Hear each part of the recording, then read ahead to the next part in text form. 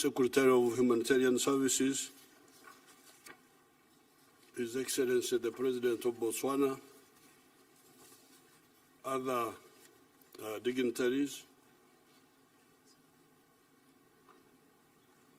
In Uganda, we approach health with two strategies. Just, I imagine, as it is done in many countries. The two strategies for health are preventive health care on the one hand and curative health care in case somebody gets sick. Prevention, number one, cure if you can't prevent. That's our strategy. The preventive health care includes the following. Number one, nutrition through sensitization and education, because Uganda does not lack food of any type, carbohydrates, proteins, fats, vitamins, and other micronutrients. What is sometimes lacking is knowledge of what is needed and why. Consequently, some people overeat,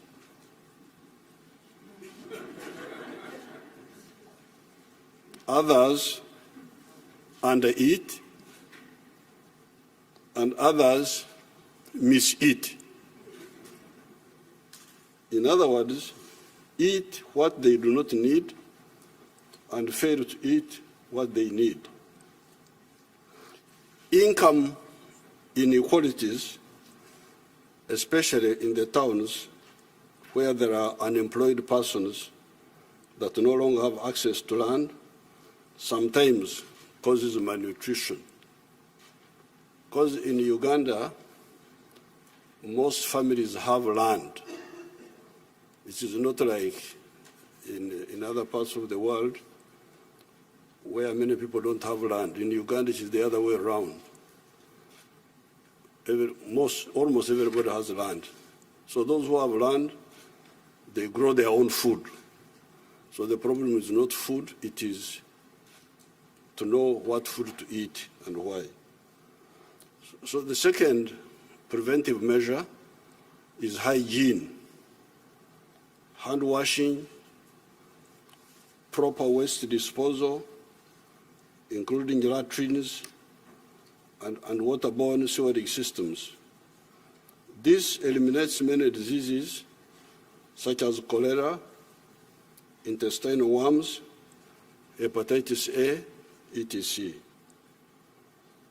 Number three, safe water through boreholes, gravity flow schemes, protected springs, and piped tap water that eliminates many waterborne diseases such as cholera, worms, guinea worms, bilharzia, and other hazardous contaminants like heavy metals that can lead to cancer.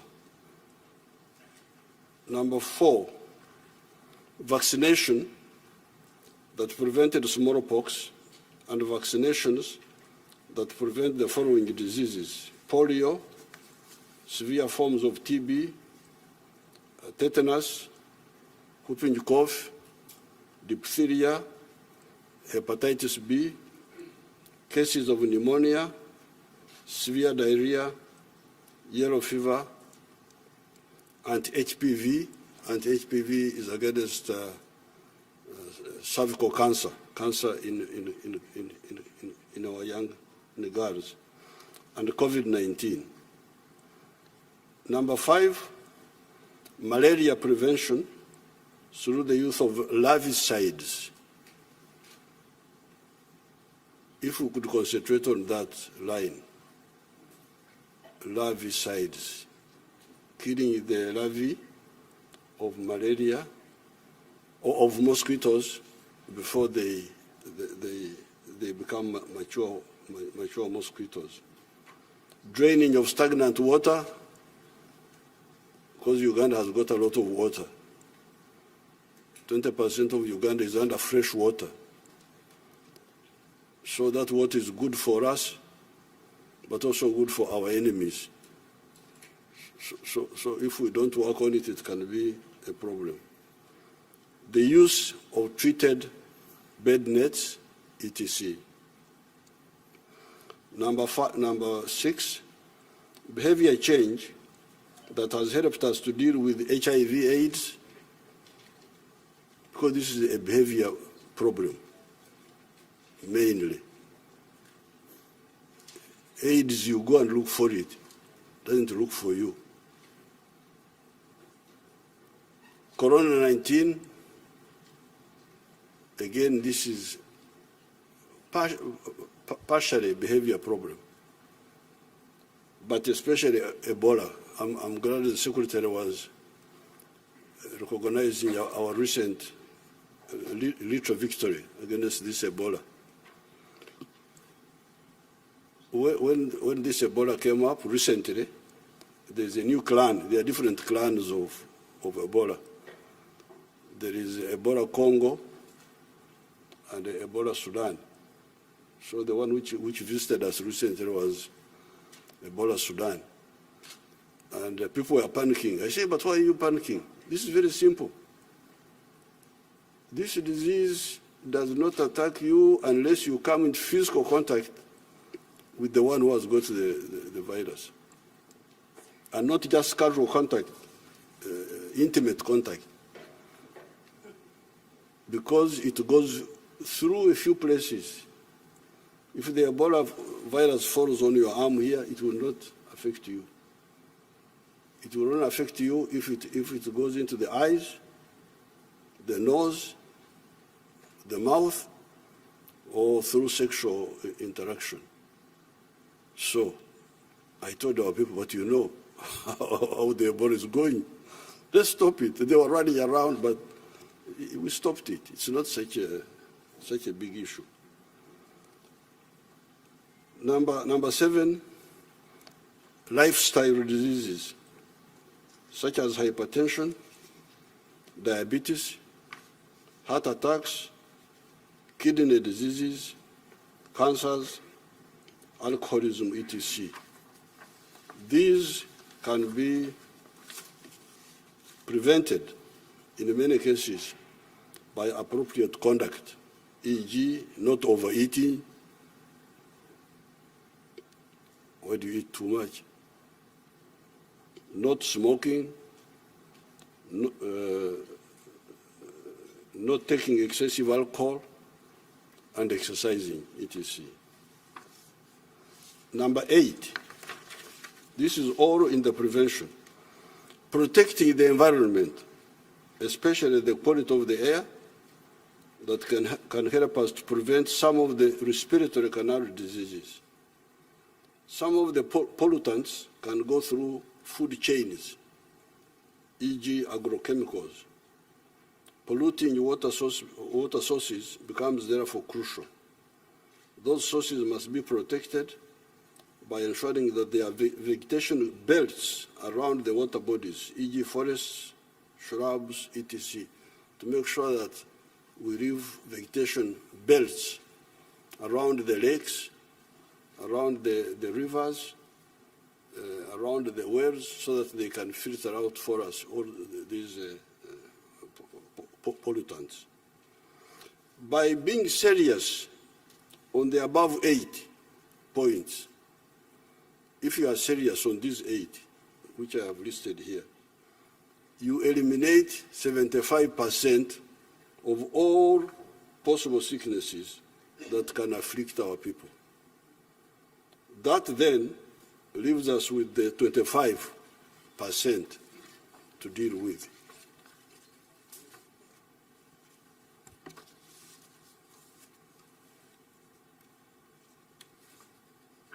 It is here that now the curative network of our medical centers comes in. In Uganda, we have what we call a health center 3 per sub-county. And there are 2,184 sub-counties in Uganda. Then we have health center 4 at the county constituency. And there are 353 parliamentary constituencies in Uganda, out of which 167 have the health center 4s. We call them health center 4s. A constituency has around 100,000 persons. The third tier has a district hospital. This should be 147 in Uganda. However, we now have 45 of them. There are then the regional referral hospitals, which should be 21. We now have 16 of them. There is then the National Referral Hospital at Mulago, plus other specialized national health assets such as the Women's Hospital, the Joint Clinical Research Center for AIDS. All the above are government health facilities. There are, however, many private health facilities belonging to private people, to the churches, to Islamic groups, to private people, both local and foreign. We are now working on eliminating medical referrals abroad, because we have been having that problem of our people going to India, especially, and recently to Turkey. We are trying to eliminate that. Referrals mainly for heart, kidney diseases, and cancers, and sometimes involve organ transplants that have been taking US dollars 70 million from Uganda per year. Those referrals have been taking quite a bit of money from the country. We are going to we are going to reverse medical tourism. Instead of our people going out, we want people to come into Uganda by providing this super specialization service to patients from abroad, also taking advantage of the good high altitude climate of Uganda for the recovery of these patients. Because where they go, the climate is not so good. So when they recover, I think they will recover faster if they are in Uganda, because the climate is very good. Uganda's elevation is between 600 to 21 meters above sea level. So when I land in Washington, I get worried because I see on the computer of the plane that I'm 18 feet above sea level. I get really very worried. So Uganda is between 621 meters above sea level and 5,119 meters above sea level. That is why you find permanent snow on the equator. The picture of the Rwenzori here clarifies that point. In my statement, you will see the picture of the Rwenzori with permanent snow right on the equator. Uganda is therefore moving well on the issues of health.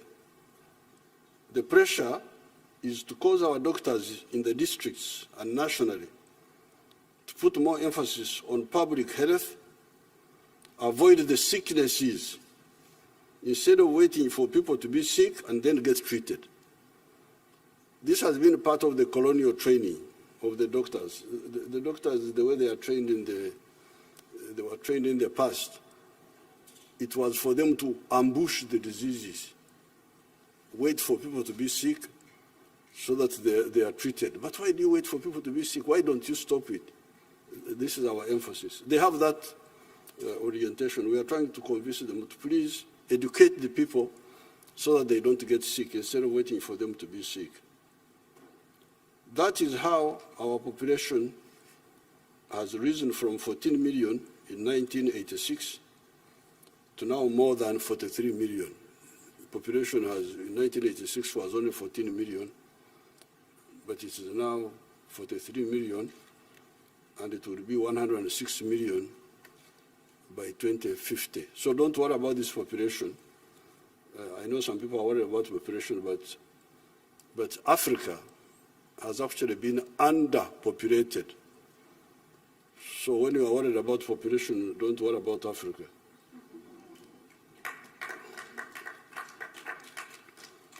Africa is 12 times the size of India. You can put India into Africa 12 times, and it will fit there. Until very recently, the population of India has been bigger than the population of Africa.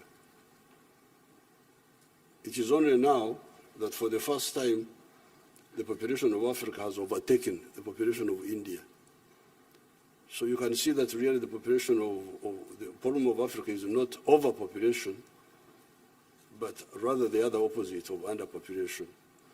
This population of Uganda, which has risen more than almost 4 times in 30 years, we have no problem with it. It's not such a big issue. There are 2 areas where we are moving on our own, but where we would welcome collaboration if available. This is in the areas of pharmaceuticals and vaccines.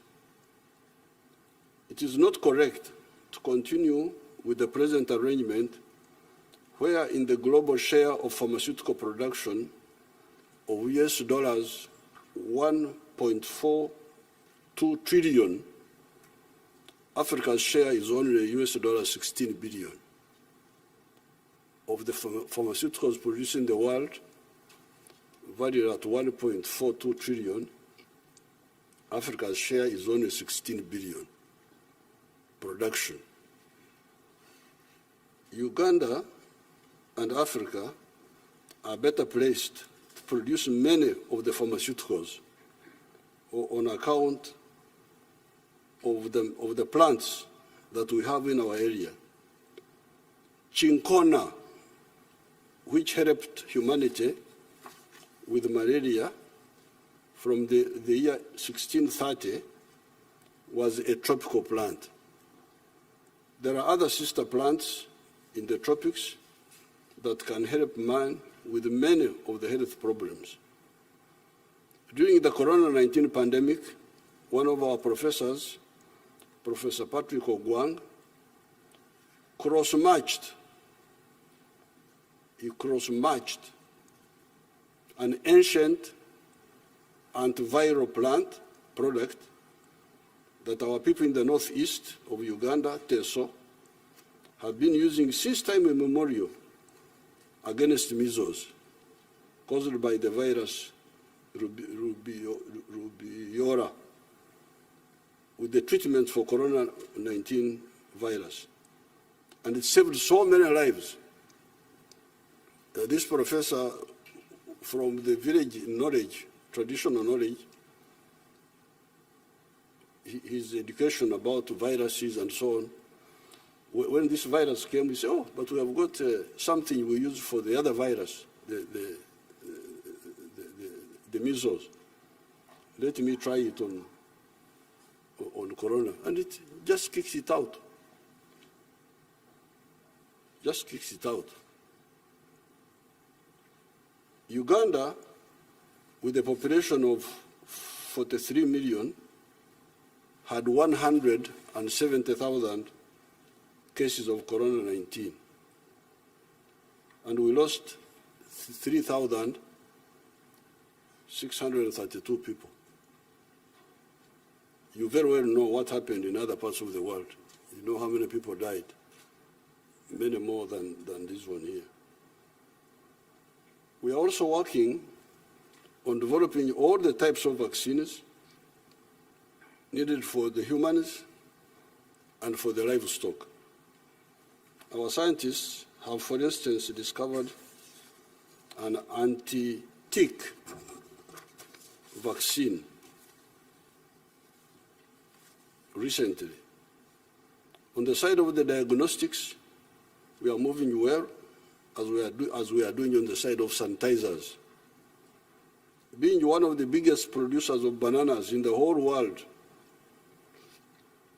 since ancient times, it was easy to enhance the production of sanitizers from the alcohol base and from bananas. In the Great Lakes countries of Kenya, Tanzania, and Uganda, you even come across many names of marwa, wamarwa. When you hear that word marwa, wamarwa, it means alcohol, all referring to alcohol from bananas or from sorghum and millet. So we are able now to upscale this alcohol, which people are using to burn their livers, to instead burn the virus. That's how we're able to get the sanitizers. In conclusion, from Uganda's point of view, we invite friends like the United States and brothers like the African brothers who are here to cooperate with us in the production of vaccines and pharmaceuticals for the improvement of global health. Collaboration between the USA and Africa will enable the world to get cheaper medicines and vaccines. Because remember, our production costs are lower. Our production costs are lower. So if you want cheaper drugs, the place to go is Africa. In our research for vaccines development, we found that we need 17 input chemicals and reagents, including the one known as beta-propiolactone.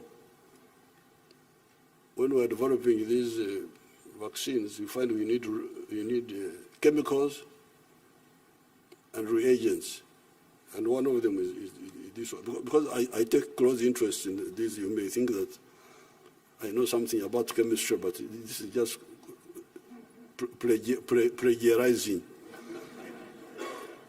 stealing the knowledge of others. And when I speak, people think, oh, the man is informed.